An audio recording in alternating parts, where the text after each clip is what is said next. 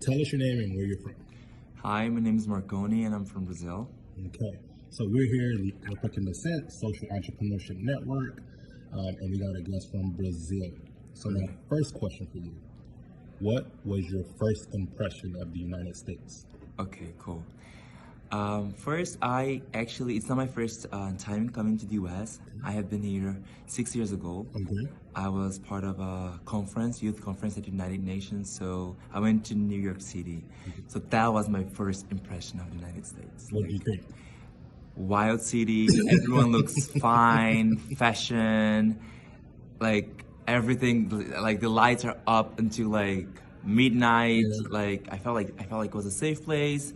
But then I got the opportunity to also go to different places. I was able to go to Atlanta. I was able to go to California and Orlando, and I understood that this land, like this beautiful land, paradise land, is not as it is, like the United States sails to the other countries.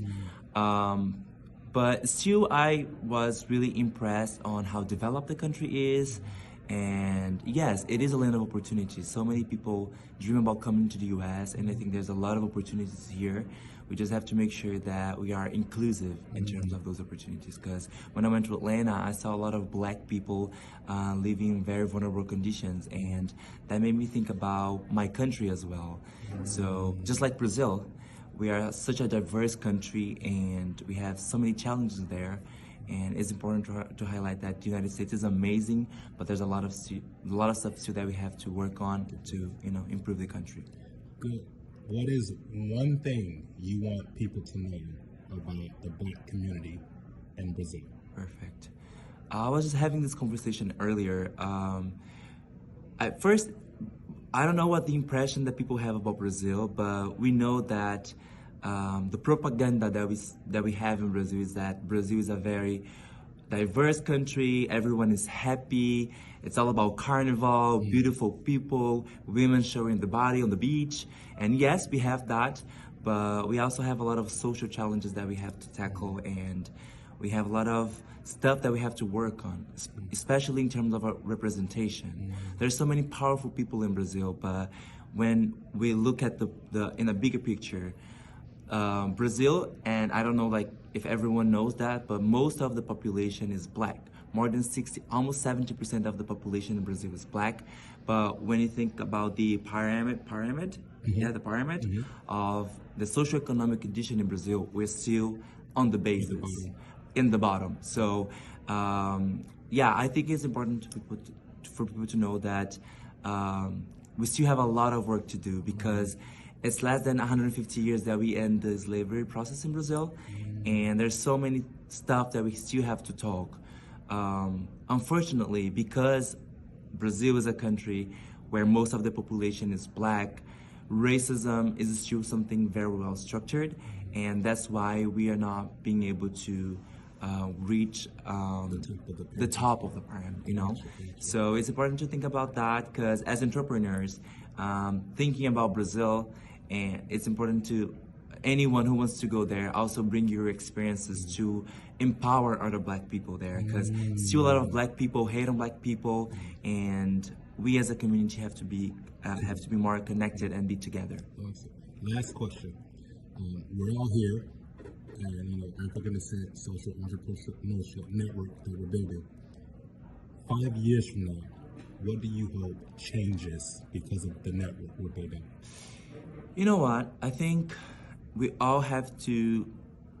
Okay, everyone here and during the program, and I feel that we're all always thinking about how we can get opportunities in an individual perspective.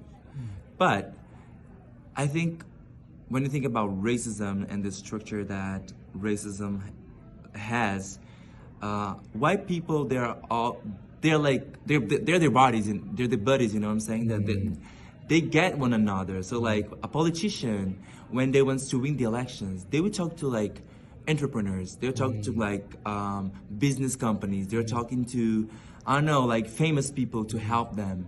and then when they get in power, they will provide opportunities for them, you know. So I think we have to do the same. Like if you have a company, if you're a black person and you have a company focused on technology and I don't know, artificial intelligence, speak with a black person who wants to become, I don't know, political representative in your country and help them to win the elections. So then you're gonna have someone there to support your work as well. You know what I'm saying? Because they're gonna create laws and incentives and initiatives that will help you to build your legacy. You know what I'm saying? So hopefully everyone here is going to create this understanding that as a community, what you do matters, but it's important for you to also help the other one, you know? So I hope that in 5 years, in a 5-year terms, I'm gonna see more like black people become political representatives in Australia, not only having one person like we saw here, you know what I'm saying? Like me as well, I'm the only person working the political scenario in my city in the executive era. So I want more people like me to be there, creating public policies, like making decisions. So yeah, I hope that we as a community help one another to reach our goals, because if you win, I win. Yeah. You know what I'm saying? So I hope that that's what I'm gonna see in 5 years. Okay, last thing, just tell us your name and again where you're from. Hi Leroy, I'm from Brazil and my name is Marcone Filho. Awesome.